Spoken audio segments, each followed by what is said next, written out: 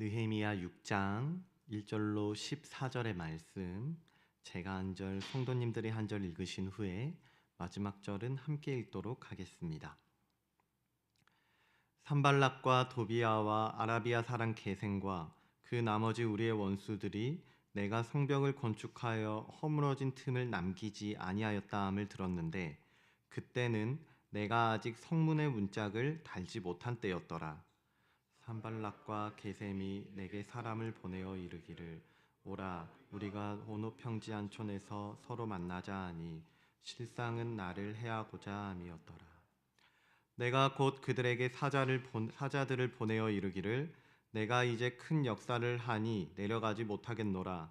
어찌하여 역사를 중지하게 하고 너희에게로 내려가겠느냐 하매, 그들이 4번이나 이같이 내게 사람을 보내되 나는 꼭 같이 대답하였더니, 산발랏이 5번째는 그 종자의 손에 봉하지 않은 편지를 들려 내게 보냈는데, 그 글에 이르기를, 이방 중에도 소문이 있고 가스무도 말하기를 너와 유다 사람들이 모반하려 하여 성벽을 건축한다 하나니 내가 그 말과 같이 왕이 되려 하는도다. 또 내가 선지자를 세워 예루살렘에서 너를 들어 선전하기를, 유다의 왕이 있다 하게 하였으니 지금 이 말이 왕에게 들릴지라. 그런즉 너는 이제 오라, 함께 의논하자 하였기로, 내가 사람을 보내어 그에게 이르기를, 내가 말한 바 이런 일은 없는 일이요 내 마음에서 지어낸 것이라 하였나니, 이는 그들이 다 우리를 두렵게 하고자 하여 말하기를, 그들의 손이 피곤하여 역사를 중지하고 이루지 못하리라 함이라. 이제 내 손을 힘있게 하옵소서 하였노라.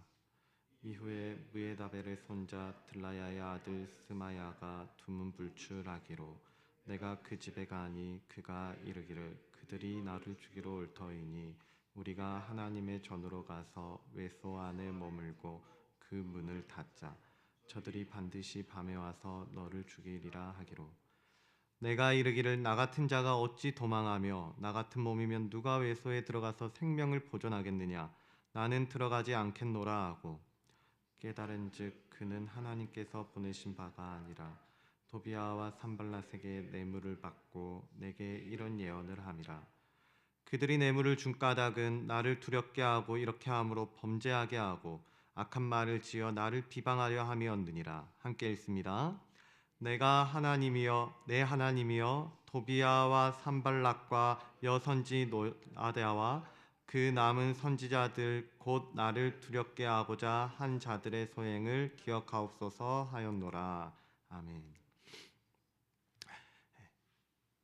계속해서 느헤미야 말씀을 살펴볼 건데요. 느헤미야 하면은 너무나도 중요한 주제가 하나 있습니다. 그것은 바로 성벽이 무너지는 그 위기의 때에 하나님의 백성은 기도의 자리를 찾는다라는 것입니다. 그러면은 기도를 들으신 하나님께서 하나님의 손으로 직접 그 성벽을 세워가시고 그 백성을 지킬 것이다. 그게 바로 느헤미야가 말하고자 하는 핵심 메시지 중에 하나인 것이죠. 그래서 1장을 보시면은 느헤미야는 예루살렘을 망했다는 소식을 듣게 되었거든요. 그래서 눈물을 흘리고 주저앉기도 했었지만 곧장 정신을 차리고 다시 기도의 자리를 찾는 것입니다. 그러자 느헤미야 2장 8절에서 또 왕의 삼림 감독 아삽에게 조서를 내리사, 그가 성전에 속한 영문의 문과 성곽과 내가 들어갈 집을 위하여 들보로 쓸 제목을 내게 주옵소서, 내게 주게 하옵소서 하매, 내 하나님의 선한 손이 나를 도우심으로 왕이 허락했더라. 이렇게 되어 있습니다. 하나님 앞에 나아가 기도를 했더니 하나님께서는 선한 손으로 직접 역사하시고 일을 하시기 시작하시며 왕의 마음을 만지셔서 왕이 허락하게끔 그 역사를 인도해 가고 계시는 것이죠. 이처럼 하나님의 손이 일하기 시작하자 예루살렘을 재건하는 일은 순식간에 이루어지는 것처럼 보입니다. 성전과 성문을 건축할 재료들이 모였고요. 왕의 인호도 받았고 고향 땅 예루살렘으로 돌아오는 모든 과정이 순식간에 해결되는 것처럼 보이는 것이죠. 그래서 3장에서는 생긴 것도 좋아하는 것도 다른 각양각색의 사람들이 모여가지고 함께 성벽을 짓고 예배를 드리는 모습도 우리가 보았던 것이죠. 그러면 이 이야기는 정말 하나님의 손에 이끌려 가는 이야기인 게 맞는 것 같습니다. 그런데 그럼에도 불구하고 그 과정이 결코 쉽지만은 않은 것 같아요. 하나님의 손에 붙들려 가는 게 분명히 맞음에도 불구하고 그 과정에는 외부로부터 찾아오는 위험도 있었고요. 내부로부터 시작되는 문제들도 분명히 있었습니다. 그러나 이러한 위기 가운데 이스라엘이 했던 것은 다른 어떠한 게 아니었어요. 분명 하나님 앞에 기도하고 또 하나님 손에 이끌려 가는 게 맞음에도 불구하고 또 문제를 만납니다. 기도를 했는데도 불구하고 문제가 생기고 또 어려움이 생기고 위기를 겪습니다. 그러나 그럼에도 불구하고 이들이 했던 것은 다른 어떠한 게 아니라 기도의 자리를 찾는 것이었어요. 하나님의 일하심을 인정하고 하나님의 공동체를 하나님의 뜻대로 세워가는 그 일을 이들은 선택했던 것이죠.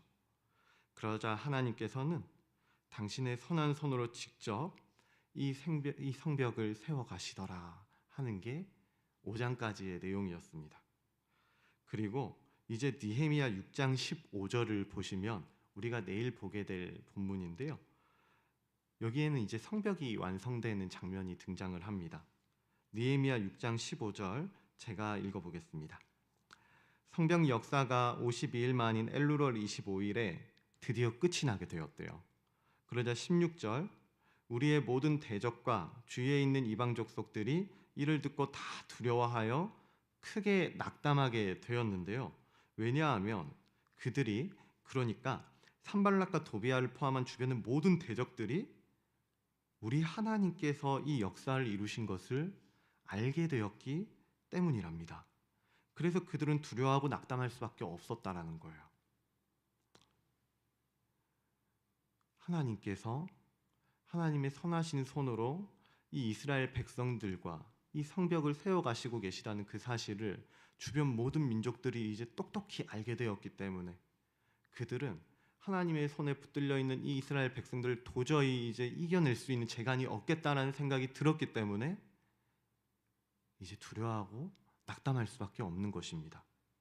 그런데요, 이처럼 성벽이 완성되기는 했는데 사실 성벽이 완성되기 직전인 오늘 본문을 보면은 그 위기 또한 결코 쉽지만은 않은 것 같습니다. 그 위기가 더 심해지면 심해졌지 절대로 쉬운 위기는 아닌 것 같아요. 느헤미야 6장 1절인데요. 산발락과 도비아와 아라비아 사람 게셈과 그 나머지 우리의 원수들이 내가 성벽을 건축하여 허물어진 틈을 남기지 아니하였다 함을 들었는데 그때는 내가 아직 성문의 문짝을 달지 못했던 시기예요. 한마디로 성벽이 완성되기 바로 직전의 시기였던 것이고 이스라엘을 공격할 수 있는 마지막 기회였던 겁니다. 해가 뜨기 바로 직전에 그 가장 어두운 시기를 그리고 있는 게 아닐까 그런 생각이 드는 거죠. 그러니까 적들은 또다시 머리를 맞대고 자기들이 할 수 있는 최후의 공격을 하자고 자기들의 머리를 맞대고 있는 거예요. 느헤미야 6장 2절 산발락과 게셈이 내게 사람을 보내어 이르기를 오라 우리가 오노 평지의 한 촌에서 서로 만나자 하니 실상은 나를 느헤미야를 해하고자 함이었더라. 그러면 위기의 때를 맞이한 느헤미야가 계속해서 반복하는 루틴이 하나 있죠. 위기를 만나고 또 한 번 어려움이 생기고 그리고 무엇인가의 문제를 만나게 될 때 느헤미야가 계속해서 보여주는 루틴이 있습니다. 느헤미야 6장 14절 제가 읽겠습니다. 내 하나님이여 도비아와 산발락과 여선지 노아디아와 그 남은 선지자들 곧 나를 두렵게 하고자 한 자들의 소행을 기억하옵소서. 느헤미야가 하고 있는 건요. 하나님 앞으로 나아가서 하나님께 부르짖고 하나님께 간청하고 하나님께 기도를 하고 있는 겁니다. 목숨이 위태롭습니다. 이제 마지막 순간 적들은 자기들의 모든 깨를 총동원해서 이제 자기를 죽이고자 최후의 위협을 하고자 그렇게 머리를 맞대고 있거든요. 그런데 느헤미야는 그 순간 또 한 번 하나님을 의지하는 거예요. 하나님의 손이 일하실 것을 기대하고 기도의 자리로 나아가는 거죠. 그게 바로 느헤미야의 방법이었고 오늘 성경이 우리에게 알려주는 그 위기의 때 크리스천이 처해야 될, 크리스천이 갖춰야 할 삶의 방식인 것입니다. 그래서 어쩌면 우리가 계속해서 이거 하나 배우고 있는 게 아닐까 싶을 정도로 느헤미야의 자세는 일관되어 있는 거예요. 수상궁에서 예루살렘에 대한 소식을 들은 그 순간부터 왕과 대면하고 예루살렘으로 와서 각종 위기를 겪고 성벽이 완성되는 그 순간까지 느헤미야는 하나님의 손이 일하실 것을 믿고 기다리고 또 기도하고 있는 것이죠.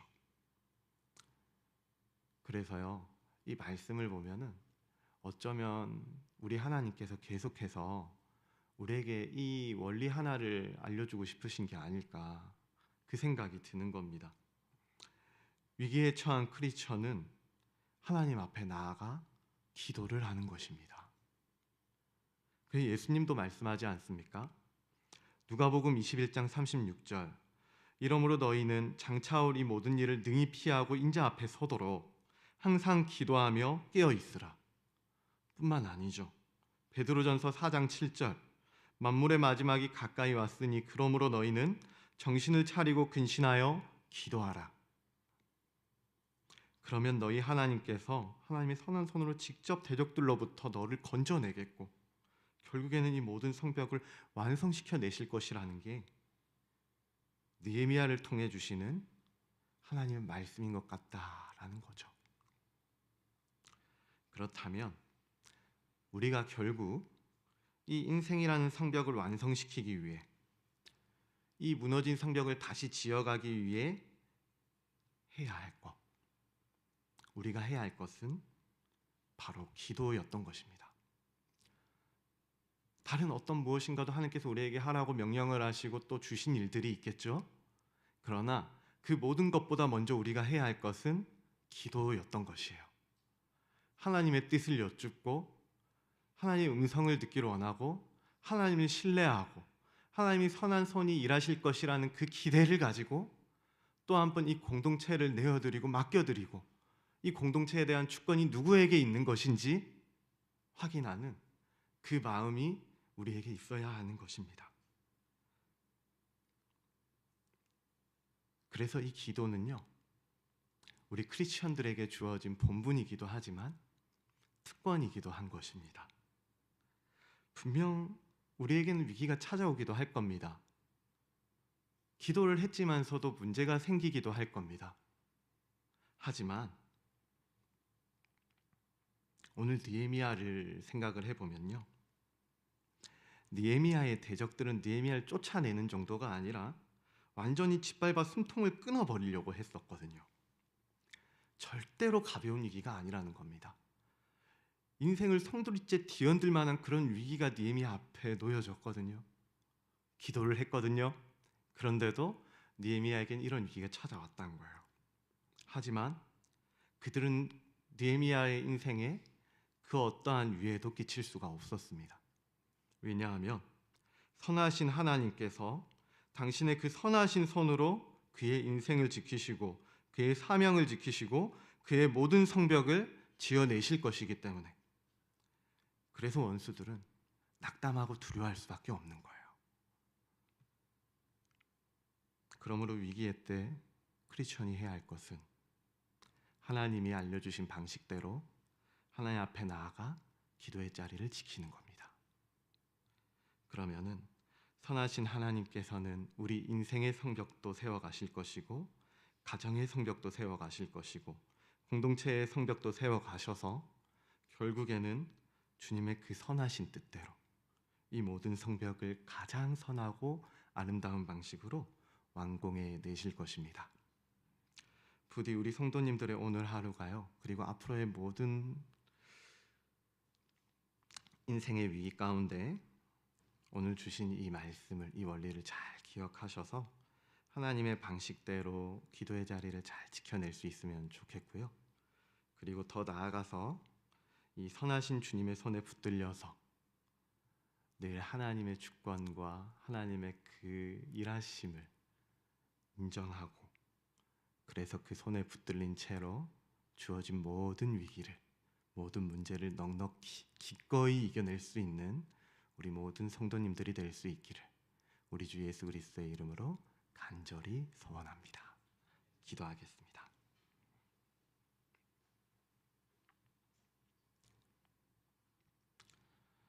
사랑과 은혜가 충만하신 하나님 아버지, 오늘도 하나님의 선하신 손으로 우리를 인도하여 주셔서 이 새벽을 깨우시고 말씀 앞에 나오게 하시고 기도의 자리를 지키게 하시니 그 은혜에 감사를 드립니다. 그러나 주님, 우리 삶에는 여전히 무너진 성벽들이 보입니다. 참 이런 무너짐을 마주하는 거는 정말 없었으면 좋겠습니다. 그런데 이런 성벽을 마주할 때면 우리는 다리가 풀리기도 하고 마음이 참 무너지기도 해서 어디로 가야 할지 어떻게 뭘 해야 할지 모르겠는 그런 때가 분명히 있는 것 같습니다. 그러나 이 모든 순간 하나님이 일하시는 하나님의 선하신 역사를 보길 원하니 우리가 사람의 감정이나 이 상황을 보는 게 아니라 하나님을 바라보고 하나님께 기도하며 하나님께 내어 맡겨드릴 수 있는 굳건한 믿음을 허락하여 주시옵소서. 그래서 우리를 두렵게 하고 낙심하게 하는 모든 대적의 속임수를 하나님께서 막아주시고 끊어주셔서 하나님의 선한 손이 일하시는 하나님의 역사를 밝히 보게 하여 주시옵소서. 그래서 이 모든 성벽의 역사를 주님의 뜻대로 주님의 방식대로 재건하여 주시옵소서. 감사드리며 이 모든 것 오늘도 기도하는 자들의 모든 기도를 들으시고 모든 간청을 들으시고 주님의 그 선하신 뜻대로 일하고 계시는, 그래서 이 성벽을 세우시는 우리 주 예수 그리스도의 이름으로 간절히 기도드리옵나이다. 아멘. 우리 이 시간에는요, 두 가지 제목을 놓고 함께 기도했으면 좋겠는데요. 느헤미야는 생명이 위태로운 그 위기의 순간에, 인생이 송두리째 흔들리는 것 같고 부정당하는 것 같은 그 위기의 순간에도 하나님 앞으로 나아가 기도를 했습니다. 하나님이시여 내게 은혜를 베풀어 주시옵소서.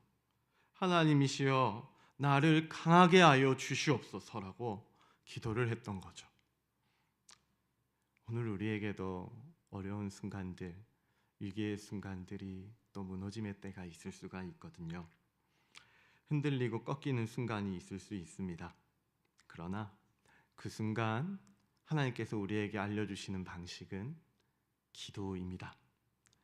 그러므로 이 시간 우리 함께 기도하실 때 주님, 나의 삶을, 나의 마음을, 나의 이 무너진 성벽을 주님께 맡기며 나아가길 원합니다.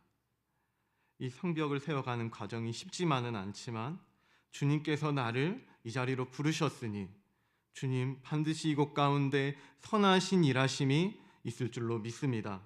그러니 나를 강하게 하시고 은혜를 주셔서 주님을 끝까지 신뢰하는 굳건한 마음 또한 허락하여 주시옵소서. 그래서 성벽이 완성될 때까지 이 마음이 꺾이지 않을 수 있도록 우리를 붙들어 주시옵소서. 하나님의 일하심을 신뢰케 하여 주시옵소서. 또한 우리 가정과 일터와 교회가 대적의 음모로 무너지지 않게 하시고 오히려 주님께서 세우시는 든든한 성벽이 되게 하여 주셔서 하나님이 친히 지키시고 친히 인도하시는 거룩한 공동체가 되게 하여 주시옵소서라고 나 자신과 공동체의 성벽을 놓고 함께 기도하신 후에 우리 가져오신 기도 제목을 가지고 함께 기도하며 나아가도록 하겠습니다. 함께 기도하겠습니다.